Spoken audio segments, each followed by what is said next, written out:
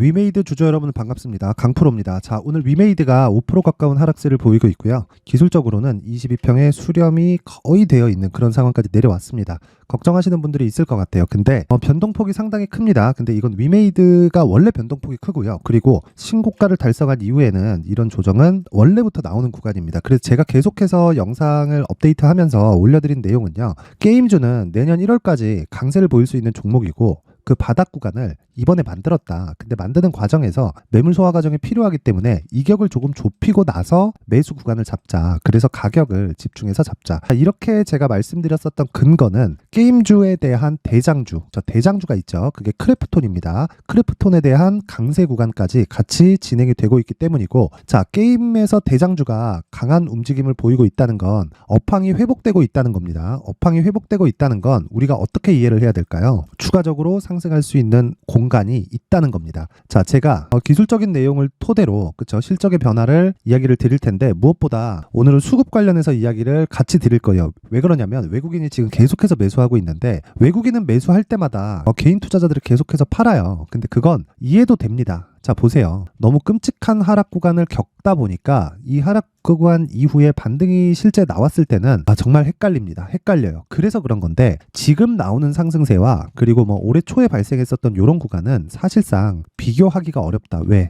여기는 신고가가 아니고요. 여기는 신고가이기 때문에 그렇습니다. 그리고 실적에 대해서 확인도 시켜줬고, 무엇보다 실적에 대한 확인 과정에서 나왔었던 내용이 미르포에 대한 글로벌 판호를 받았다는 그런 내용과 그걸로 인한 성과까지 함께 나왔기 때문에 그렇습니다. 이 부분에 대해서 절대 잊지 마시고요. 무엇보다 우리가 이 구간에서 집중을 해야 되는 그 내용은 한 가지입니다. 대형주. 그쵸? 게임 내에서 대형주와 함께 움직임을 같이 하고 있다는 점, 이 부분은 절대로 잊지 말고 매매에 참고하시면 됩니다. 자, 그럼 밑에다가 크래프톤을 한번 깔아볼게요. 크래프톤을 한번 깔고 보면 충분히 바닥을 짚고 와서 한 30% 이상 상승 구간을 만들었고요. 위메이드는 변동폭이 크다 보니까 저가 대비해서 상승폭을 만든 게 한 100% 정도의 상승이 나오고 나서 그쵸? 바닥을 잡고 올라왔습니다. 이런 구간에서 나왔었던 건 실적에 대한 모멘텀이 발생을 했지만 신작에 대한 기대감 이런 부분도 있습니다. 얼마 전에 G스타가 있었으니까 그 나이트크로우인데 신작에 대한 기대감도 어느 정도 존재하지만, 아무리 기대감을 간다고 한들 이렇게까지 하락한 종목은 가시적인 성과를 내야 돼요. 그게 실적이죠. 실적. 그리고 무엇보다 중요한 건 전체적인 업황이 돌고 있는지에 대한 부분인데, 전체적인 업황은 여기 업종 내에서 대형주를 기준해서 판단을 한다. 그러면 지금 위메이드의 가격을 가지고 우리가 생각해야 되는 건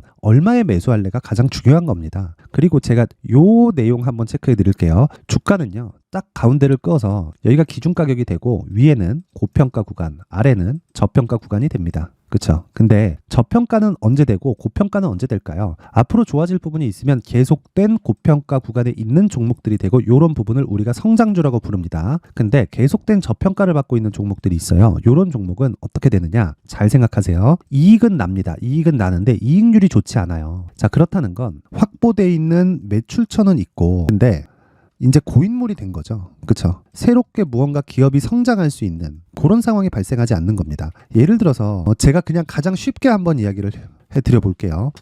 은행주의 이익의 폭이 굉장히 크다는 거 알고 있죠? 그쵸? 그러면 은행주 같은 경우에 성장주가 될 수 있을까요? 자, 신한지주 보겠습니다. 신한지주 같은 경우에 주봉으로 돌려서 한번 볼게요. 장기 차트를 보면, 자, 보세요. 20년도에 급락을 했죠. 왜? 코로나 때문에. 그쵸? 근데 다시 회복을 합니다. 고가를 못 넘죠. 자, 적정한 가치에서 등락을 보이고 있었다는 건데, 요 구간에서도 계속된 이익이 증가하고 있어요. 그럼 내용을 한번 보세요. 이익이 20년도에 5조 원, 5조 9천, 5조 8천, 6조 3천, 그쵸? 계속해서 증가하죠. 그쵸? 유지가 되는 그런 상황도 있지만, 대략 한 23년도에는 5천억 정도 이익이 증가를 했잖아요. 근데 주가 어떻게 됐나요? 큰 폭이 아니라서 그런 거 아닌가, 이렇게 보실 게 문제가 아니라, 자, 보세요. 계속해서 유지가 되잖아요. 이게 성장을 못하는 기업입니다. 그렇다고 돈을 못 버나요? 그게 아니라는 겁니다. 주식은 무조건 미래 가치를 반영을 하고, 싸다고 해서 예를 들어서 저가주가 있습니다. 그렇다 그래서 동전주 그런 게 아니라 시가총액 1,000억, 2,000억, 3,000억 이런 종목들이 있어요. 그런 종목들이 정말 조 단위로 올라오기 위해서는 실적에 대한 빠른 증가가 아니라 앞으로 실적이 좋아질 것 같은 기대감이 발생했을 때라는 거고, 그런 기대감을 우리가 체크할 때는 종목에 대한 대한 분석도 중요하지만 업종에 대한, 그쵸? 그 기업이 어떤 일을 하고 있고 그 업종이 전환점을 맞게 되는 종목이 언제 시점에 강세를 보이는지 요 구간을 체크하는 게 먼저라는 거예요. 그러면 자 보세요. 위메이드를 볼 때 그 업종에 대한 그 전체적인 움직임을 파악할 때 뭘 봐야 된다는 겁니까? 크래프톤, 그쵸? 대장주를 봐야 된다는 거예요. 자 보세요. 정확하게 지금 강세 구간으로 접어들었죠. 그리고 지금 나오는, 그쵸, 오늘도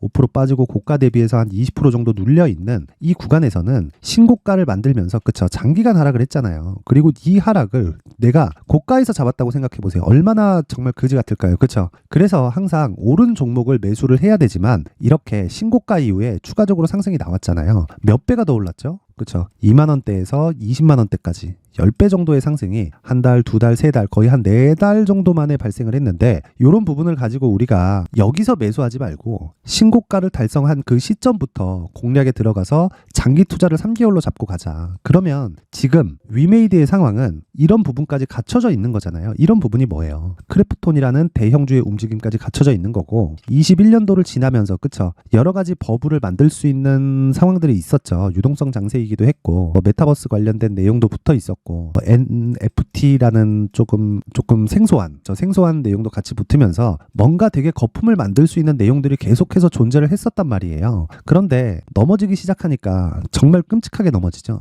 여기서부터 여기까지는 이렇게 보시면 됩니다. 자, 여기까지는 거품이고요. 여기까지는 가지고 있던 기업의 적정 가치고요. 여기부터는 저평가 구간을 받는 겁니다. 그러면 지금은 어디까지 온 겁니까? 저평가를 해소하는 과정이라는 거예요. 그래서 주가가 올라올 때 미래 가치를 반영을 하겠지만 지금 실적이 좋아지는 그런 종목들은, 그쵸, 이제 상승이 끝날 수 있다는 걸 언제든 기억하고 있어야 돼요. 이게 무슨 얘기냐면 실적이 좋은 종목이 많이 올라가는 게 아니라 실적이 좋아질 수 있는 종목이 많이 올라간다는 겁니다. 그 시작점에 있는 게 위메이드고, 위메이드는 이번 분기에 흑자 전환에 성공을 했고, 지금 중요한 건 실적에 대한 부분이 아니라 가격이다. 그리고 그 시세의 끝은 크래프톤의 움직임이 끝날 때까지 지속된다. 저는 그 상황을, 그쵸, 언제인지 정확하게 판단할 수는 없으나 기술적인 내용으로 봤을 때 내년 1월 정도까지면 우리가 위메이드로 얻을 수 있는 수익은, 그쵸, 대부분 얻고 나서 거의 한 2개월에서 3개월, 길면 5개월 정도의 횡보 구간을 거치고 그때 가격을 유지해 있으면 그때 다시 공략할 수 있는 자리가 나온다. 근데 그때도 보는 게 크래프톤이 유지할 수 있는가, 이렇게 생각하면 됩니다. 지금은 시세가 붙었다. 그래서 신고가를 발생시켰다. 신고가를 발생시키고 조정 구간에 들어갔다.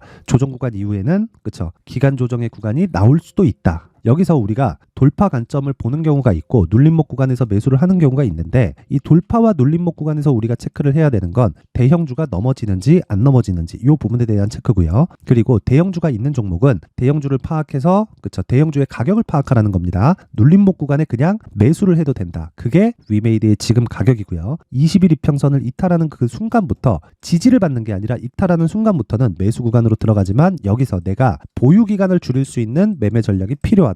요게 내용의 핵심입니다. 그리고 그 이후에 고가까지 상승을 하더라도 대략 20%에서 30% 정도의 안전마진은 확보가 되고요. 자, 그렇다는 건 22평선을 기준해서 지금 위메이드 같은 경우에 리스크 대비해서, 즉 내가 위험을 감당하는 것 대비해서 수익을 얻을 수 있는 폭이 훨씬 더 커진다는 겁니다. 그런 커지는 부분을 대형주에다 접목을 시키면 어떻게 될까요? 변동성이 줄어든다. 그래서 대형주를 파악을 해서 위메이드 같은 변동성이 큰 종목을 매매를 하면 내가 기간을 잘 잡았을 때 수익의 폭을 굉장히 키울 수 있다. 이러고 나서, 그쵸, 고가를 돌파하고 수익이 발생이 됐다고 쳐볼게요. 그리고 나서 내년 1월까지 제가 본다 그랬죠. 내년 1월 이후에 횡보 구간에 접어들었을 때는 어떻게 될까요? 기간을 적으면 한 3개월 정도, 길면 한 5개월에서 한 6개월 정도의 횡보 구간을 거친 이후에는, 그쵸, 가격을 지켰을 때 추가 매수 관점으로 보는 겁니다. 즉 신규 매수 관점으로 보는 겁니다. 왜? 시세가 나왔을 때는 매도해야 되니까. 그쵸? 간단한 겁니다. 그쵸? 그러면 그 간단함을 위해서 반드시 대형주를 체크를 해야 되고 위메이드가 지금 어느 정도 위치에 와 있는지를 체크를 해야 된다. 그래서 가장 중요하다고 말씀드리는 게 가격이고요. 그리고 단기 보유 전략으로 연결시키는 게 가장 중요하다고 이야기를 드리는 거고, 제가 이야기하는 단기 전략은요, 2주 안에 내가 수익을 볼 수 있는 전략을 이야기를 드리는 거고, 어떤 종목이든 2주 안에 수익을 발생시킬 수 있는 가격을 못 잡잖아요. 그러면 내가 잘못 산 거예요. 그래서 이 부분에 저는 정말 진심이라고 보면 됩니다. 저는 주가에서 가격만큼 중요한 게 없다고 판단을 하고 있는 사람이기 때문에, 가격 외적인 다른 부분이